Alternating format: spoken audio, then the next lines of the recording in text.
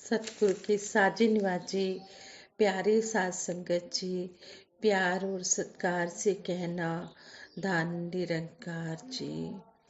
सतगुरु माता जी की अपार कृपा हम सब पर हो रही है।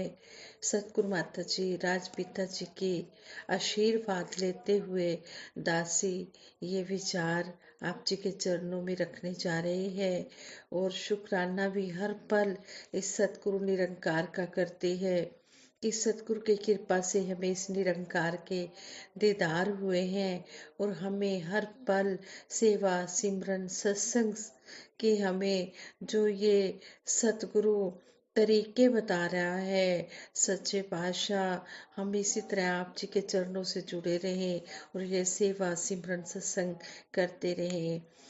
चिड़ी चोंच भर ले गई नदी न घट्यो नीर, दान दिए घटे नहीं कह गए दास कबीर। यहाँ पर कबीर दास जी भी हमें समझा रहे हैं कि अगर हम जिस तरह अगर हम किसी के हेल्प करते हैं, सहायता करते हैं, सेवा करते हैं, तो उसको हमने एहसान नहीं मानना है, हमने सतगुरु की कृपा माननी है और सतगुरु के आगे हर पल यही अरदास करनी है कि सच्चे पातशाह हम हर एक मानव के काम आ पाए, इतना हमें बल बख्शना, इतनी हमारे तन को ताकत बख्शना। और कहते हैं कि जिस तरह चिड़िया जो होती है वो नदी में से अगर थोड़ा सा पानी ले भी लेती है तो उसे कोई फर्क नहीं पड़ता है। इसी तरह कबीर दास जी कहते हैं कि हम अगर इस तन से या सतगुरु के दिए हुए धन से किसी की हेल्प करते हैं तो उससे कोई फर्क नहीं पड़ने वाला है। जितना जितना हम संतों की सेवा में तन मन धन लगाते हैं उतना उतना ये सतगुरु हमें और ज्यादा तरक्कियों के रास्ते पर ले आता है। संपूर्ण अवतार बानी में शहनशाह बाबा अवतार सिंह जी महाराज हमें समझा रहे हैं, जो संतां दी सेवा अंदर तन मन धन लगांदा ਏ मन दी मैल असल विच अपनी समझो तो ही जांदा ਏ। कि जो अपने तन मन धन से सतगुरु के चरणों में आकर सेवा करता है, सत्संग करता है, सिमरन करता है, वो अपने मन की मैल साफ कर रहा होता है। आओ इसी तरह की एक स्टोरी आप जी के चरणों में दासी शेयर करती है और आप जी ये स्टोरी प्रवान करना, अगर कोई गलती हो जाए तो क्षमा करना।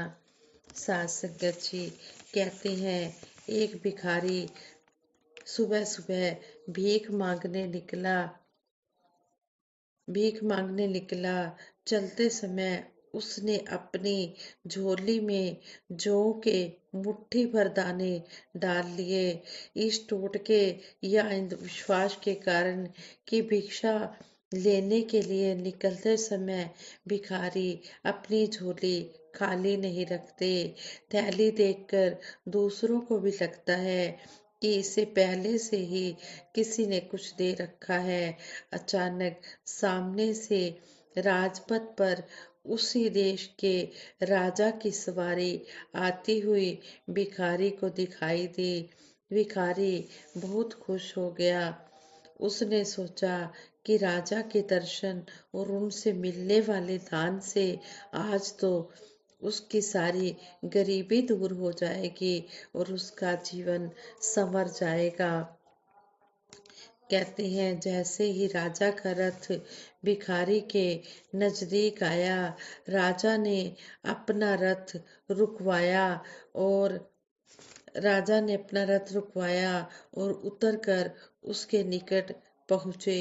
राजा ने उसे कुछ दान देने के बदले उल्टे अपनी बहुमूल्य चादर उस भिखारी के सामने फैला दी और उससे भीख की प्रार्थना करने लगा। भिखारी को समझ नहीं आ रहा था कि वह क्या करे। अभी भिखारी सोच ही रहा था कि राजा ने फिर याचना की। भिखारी ने अपनी झोली में हाथ डाला, मगर हमेशा दूसरों से लेने वाला मन देने को राजी नहीं हो रहा था। जैसे कैसे करके उसने 2 दाने जौ के निकाले और राजा की चादर में डाल दिए।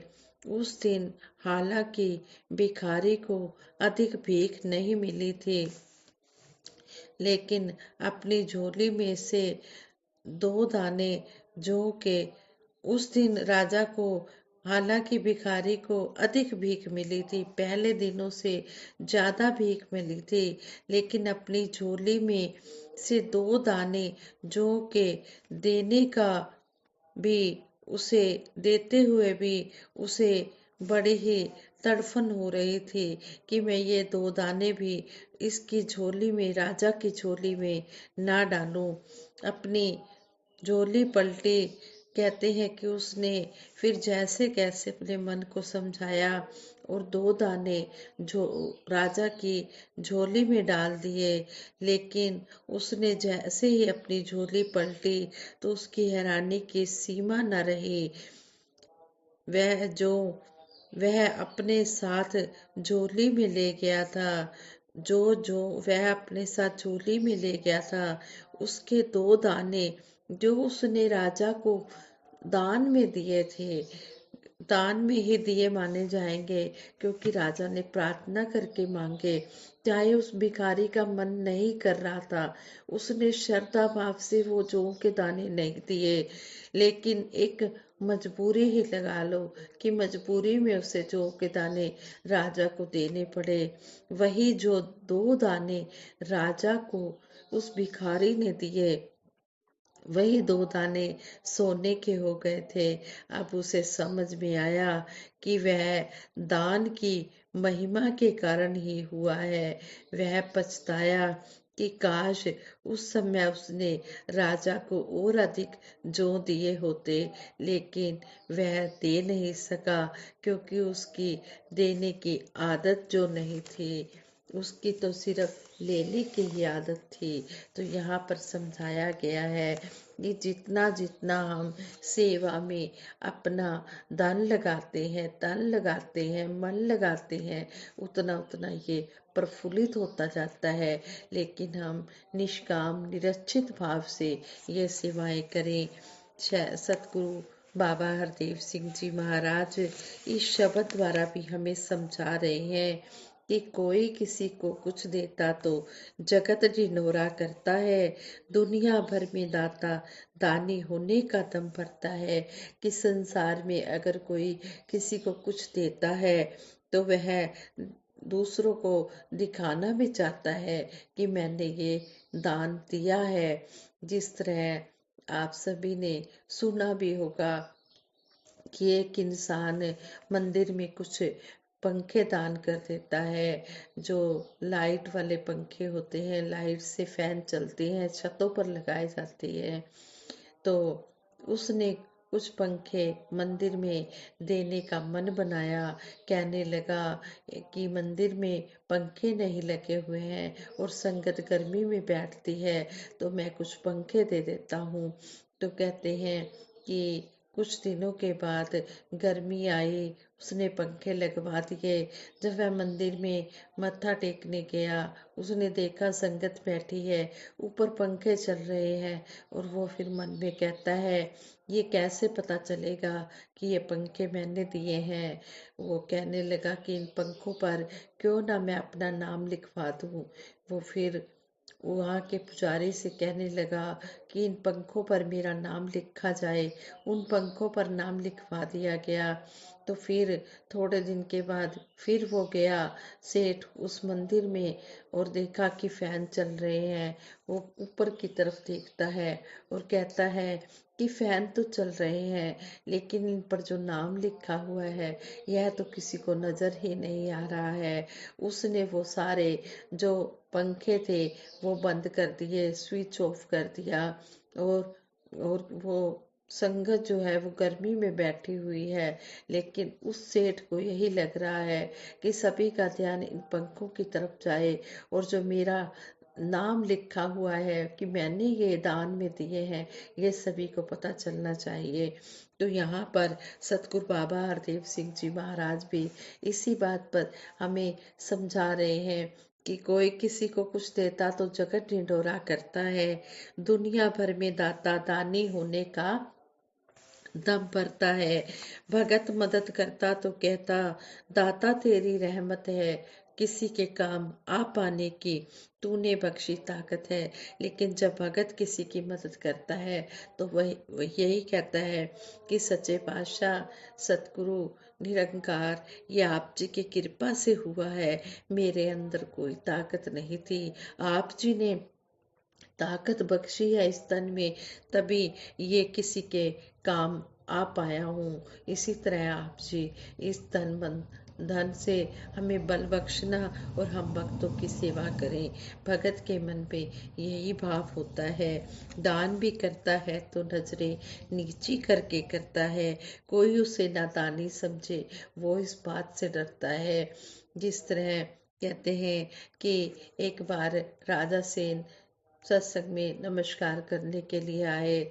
जब उन्होंने नमस्कार की तो उनकी जो नजरें थी वो नीची थी।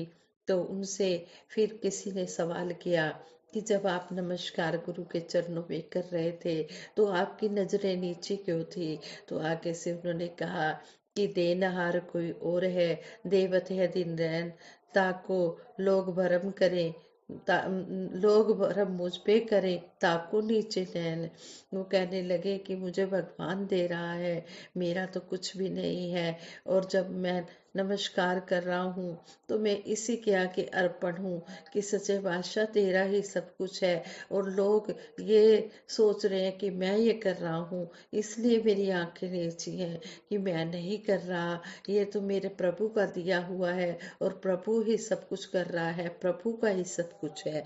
तो यहाँ भी यही समझाया है कि जब वह किसी की मदद करता है या सेवा में धन लगाता है तो जो ऐसा भगत होता है वो नजरें नीची करके रखता है, क्योंकि उसके मन में यही भाव आता है कि जब पहला प्रण सतगुरु ने हमसे लिया तो हमने पहले प्रण में ही तन मन धन अगर निरंकार के आगे अर्पण समर्पण कर दिया है तो फिर हम कभी भी ये नहीं कहेंगे कि हमने ये काम किया है।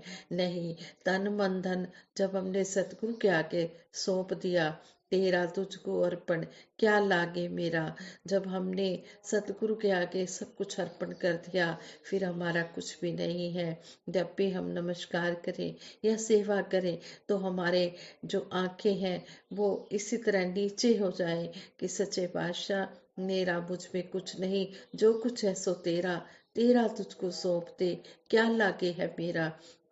ये तेरा दिया हुआ ही हम तेरे आगे अर्पण कर रहे हैं। मेरे मालिक दीनदयाल, हमारा कुछ भी नहीं है। आगे कहा है कि पास भगत के धन भी है तो प्रभु की कृपा मानेगा। अगर भगत के पास धन दौलत खूब है तो वह यही कहता है ये सच्चे पातशाह तेरी कृपा से ही मुझे धन दौलत मिली है। अगर तूने धन दौलत दी है तो फिर सेवा करने की ताकत भी बख्शना। सेवा करते समय उस भगत के मन में बिल्कुल भी कोई अहंकार की भावना नहीं आती। वो हमेशा गुरु के आगे समर्पित रहता है। कहे हर देव किसी को भी ना निर्धन करके जानेगा। कहते हैं कि जो ऐसा भगत होता है वो हर एक को समदृष्टि से देखता है। जिस तरह गुरु की समदृष्टि होती है ऐसे ही जो गुरु का भगत होता है वो गुरु की नजर से ही देखता है, गुरु के कानों से ही सुनता है, गुरु की आंखों से ही देखता है। जिस तरह सतगुरु किसी की बुराई नहीं देखते तो ऐसा जो भगत होता है जो गुरु के आगे अर्पण समर्पण कर देता है वो फिर किसी की बुराई नहीं देखता, वो हमेशा गुण ही गुण देखता है, अब गुणों की तरफ ध्यान ही नहीं देता। और जो गुरु के साथ गुरु के ज्ञान के साथ जुड़ा होता है, जिस तरह गुरु किसी की बुराई नहीं सुनते, बुराई नहीं देखते, इसी तरह ऐसा भगत जो होता है पूर्ण समर्पण वाला भगत, वो भी किसी की बुराई नहीं देखता, किसी की बुराई नहीं सुनता, वो भी सबको सम करके ही मानता है। गुरसिख गुरु दी अख नाल वेखे, गुरु दे कान नाल सुनदा है, गुरसिख ज्ञान सरोवर विचों हीरे मोती चुनदा है। शहंशाह बाबा अवतार सिंह जी महाराज इस शब्द द्वारा समझा रहे हैं कि जो सच्चा गुरसिख होता है वो गुरु की नज़र से ही देखता है, गुरु के कानों से ही सुनता है, और जो गुरु के वचन आते हैं हीरे मोती जवाहर, उनको अपनी झोली में वो समेट लेता है। गुरसिक गुरदी अख नाल वेखे, गुरु दे कन नाल सुनता है, गुरसिक ज्ञान सरोवर विचों हीरे मोती चुनता है। जो गुरसिक होता है वह अमोलक वचनों को अपने जीवन में धारण कर लेता है। सार सार को गही रहे, थोथा दे उड़ाए। कहते हैं कि वो सार को, जो अच्छी अच्छी बातें कहीं से भी मिलती हैं, ऐसे भगत को कहीं से भी कण कण से शिक्षा, जैसे सतगुरु समझा रहे थे, तो उन बातों को अपने जीवन में धारण कर लेता है। जो उसके काम की बातें नहीं होती, जिसमें उसको लगता है कि इसमें मुझे कुछ हासिल होने वाला नहीं है, वो उन बातों को ग्रहण नहीं करता है। सतगुरु सच्चे पातशाह में समझाते हैं, कण कण से शिक्षा, जहाँ से भी हमें कोई शिक्षा मिले, हमने उस शिक्षा को अपने जीवन में धारण करना है और हमने सतगुरु की रहमतों के पात्र बनना है। ये विचार करते हुए दासी से बहुत सी गलतियाँ हुई होंगी, उन गलतियों के लिए आप जी क्षमा कर देना। और जो आज के विचारों का टॉपिक है वो यही है कि भगत समर्पण वाला ही तो अपनी प्रीत निभाता है। जो भगत सतगुरु के चरणों में अर्पण समर्पण कर देता है और यही कहता है कि मेरा कुछ भी नहीं है, सच्चे पातशाह तेरा दिया हुआ तेरे आगे अर्पण है, तुझको ये सौंप रहा हूँ। ऐसे भगत के मन में हमेशा गुरसिक्की ही समाई रहती है। वो अपनी मंजिल पर ही जा रहा होता है, वो इस ज्ञान पर पूर्ण रूप से चल रहा होता है। ज्ञान का सूरज उदय हुआ तो भ्रमों का अंधियारा है, ज्ञान का सूरज उदय हुआ तो वही है रोशन आत्मा। जब ज्ञान का सूरज मन में उदय हो जाता है तो फिर कहते हैं कि सारे भ्रमों भुलेखों से सभी से छुटकारा हो जाता है। और जब ज्ञान का सूरज उदय होता है तो ये आत्मा रोशन हो जाती है। इस तरह आओ दातार से यही आशीर्वाद मांगे, सच्चे पातशाह जिस तरह भी हम ये शिक्षाएं अपने जीवन में सुन रहे हैं, इन शिक्षाओं को हम अमल रूप में लाते हुए अपना जीवन संवारते चले जाएं, अपना लोक सुखी परलोक सुहेला करते चले जाएं। क्योंकि यह मोलक समय हमारा हाथों से जा रहा है, इसको हम यूं ही ना गवा दें।